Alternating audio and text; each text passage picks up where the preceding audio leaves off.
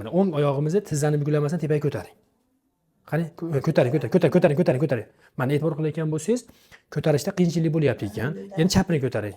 Chapni ko'tarish oson, yaxshi. Endi qachonki oyoqni ko'tarishga qiyinchilik bo'ladi, quyumishda muammo bo'lsa, ya'ni bu tazimizda muammo bo'lsa, oyog'imizni ko'tarishga qiyin bo'ladi. Agar oyog'imizni ko'targanimizda sonimizda og'riq bo'lsa, u belimizdan bo'lar ekan. Tushunyapsiz-a? Shuni bilib olishimiz kerak. Endi qarang mana. Oyoqni jupladim. Endi tizzani buklang mana. Tizzani buklaganimizda son suyagini boshchasi quyumishni kosasini ichida aylanish kerak. Mana. Aylanmayapti. Uzating. Qarang.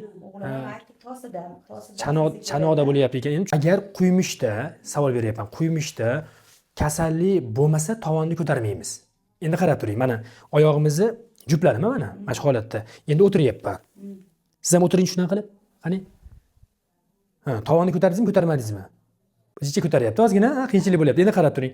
Endi hop bitta oyog'imizda turamiz. Yaxshi, endi ikkinchi oyoqda turamiz. Qiyinchilik bo'lyapti ozgina, qiyinchilik bor. Endi bu tomon yaxshi ochilyapti. Bu tomon qatigan, bilyapsiz. Endi o'tirib oling, opa. Tushuntirishlarimiz bo'yicha son chanoq bo'g'imidagi yemirilish kasalliklari ikki xil holatda bo'ladi. Birinchi holati qo'qqisdan shakllanib qoladi.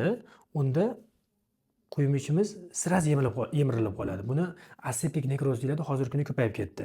Ikkinchisi sekin astalik bilan shakllanib boradi. Odamda hayoti uchun xavf solmaydi. Buni koksartroz deyiladi. Bunda o'sha son suyagining boshchasining usti tog'aylari yemiriladi xolos ekan. Endi meni maslahatim bu yerda qilinadigan ish, yagona ish faqat quyumishlarimizni bitta sifrovoy rentgen qilamiz. Oyog'imizni mana oyog'imizni to'g'ri qilgan holatda ichkariga buraymiz. Mana shu ichkariga burgan holatda bitta rentgen qilib ko'ramiz. Shu rentgenda o'zi qozonda bori cho'milishga chiqadi. Keyin davolash taktikasini aytaman.